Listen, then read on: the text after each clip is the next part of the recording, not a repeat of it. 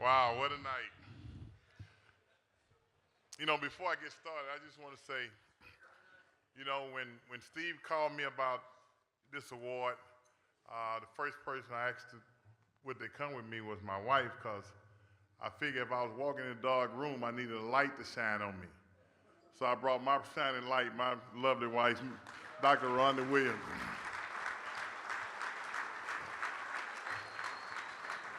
Now I got a chance to sleep with her tonight. I introduced her. But now I mean sleep, because I got a little girl who steals there every night, believe me. But no, I just want to say this is a great night for me, but it's also a great night for the DMV. For me coming here over 30-some years ago and being accepted the way I was accepted when I got here. Gary Clark, who, I played football with a lot of wide receivers, but I always say when people talk about receivers, I say pound for pound, the toughest SOB to ever play wide receiver is Gary Clark. And if you got a chance, that's who he is. Also tonight, there's a lot of guys that have won the Burgundy Gold. I saw Roy Lee Jefferson. I didn't get a chance to holler tonight. Mark Mosley, the only kicker to be MVP. Am I right, Mark, in the National Football League? Mark Mosley. And then there's a lot of other Redskins workers that I work with every day, see every day that is in here. Thanks for coming out. The director of college scouting is here. Where's Kyle? What about Kyle? Kyle Smith, and the director of pro scouting, Alex Santos. Thank you all for coming out. So I'm not in it alone. But I just want to say this, especially to all the young high school coaches, not the young high school coaches, the coaches, high school coaches and the college coaches. And Coach Durkin, you came up here and you praised DJ. I'm going to let you get away with that, but DJ, no, I got a bone to pick with you, DJ. DJ snubbed me today. But I'm going to let you get away with it because your mama with you tonight. So I'm going to let you get away. But no, I just want to say this, and I met a young guy earlier tonight, and he reminded me of something that I told him a long time ago. He came down to Grambling to interview. Well, where are you? Where are you? In this room? No, it's right here. He told me something that I know I said it because I told him with my coach, when I saw Lefty on the screen tonight, I thought about one guy, and that was Eddie Robinson. That was my coach. And he always told me one thing. He said, no man is too good to coach the American youth.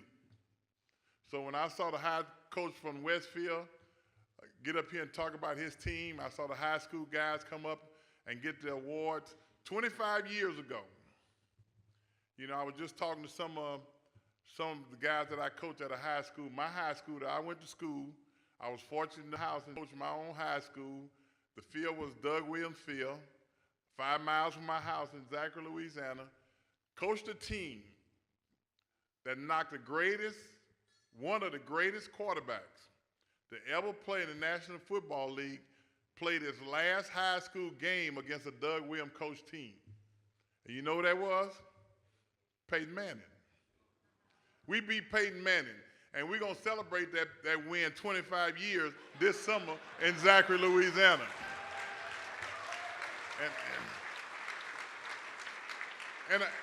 And I say that to say coaching high school football was one of the greatest thrills that I ever had, because I went to a school, my high school, first undefeated team we had. We didn't win the championship. We ended up 13-1, got beaten in the semifinals. But the first time the school had went in undefeated. And what was so thrilling about that year was small school. We played Newman. They came to us. Every coach in the SEC was back in the woods. Our stadium we called Behind the Pines because there was a lot of pine trees. And you had to park and walk a mile to get to the game because there was that many people around there. The field was spread. Every coach in the SEC was at that game. And I'm standing on one sideline. I look across. It's Archie Manning, Cooper Manning, Eli Manning, and Peyton Manning. But it was a great night of high school football. And the most important thing for me was when I looked up in the stands behind us, when everybody was hugging each other. I'm talking about people you know didn't like each other.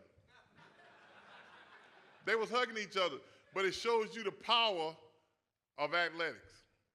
It shows you power what young people could do, could bring a whole lot of other people together.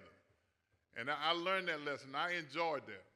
And I got a chance to play for Eddie Robinson. To me, January the 31st, 1988, after that Super Bowl win, when I walked off the field, I was crying, and I ran the tunnel. Coach Rob was in there. He throwing more snot than I was.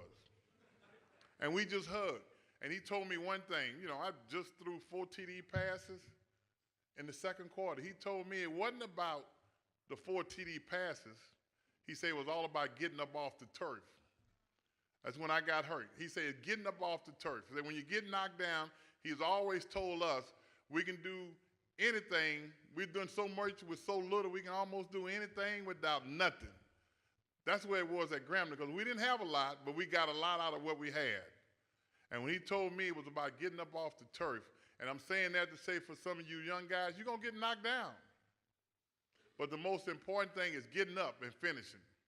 And I was able to do that. When Keoka came out on that field and I went down with my knee, he intended to put his hand on me. I told him, don't touch me. I told him, don't touch me for one reason, because I said, if the good Lord allowed me an opportunity to get up and walk off this field, that I was going to finish. And I went to the sideline. 2 plays, Denver gets the ball, three and out. Coach Gibbs came to me and he said, Douglas, and Gary called me Douglas. There ain't one guy ever called me Douglas. That's Coach Gibbs. Where you get that from, Gary? Anyway, Coach Gibbs came down. He said, Douglas, you ready? I said, yeah, Coach, I'm ready. He said, we're going to get this sucker to rolling. And rolling, we got rolling. People talk about 35 points. It wasn't the 35 points. It was the fact that we scored 35 points in 18 plays. Am I right, Larry?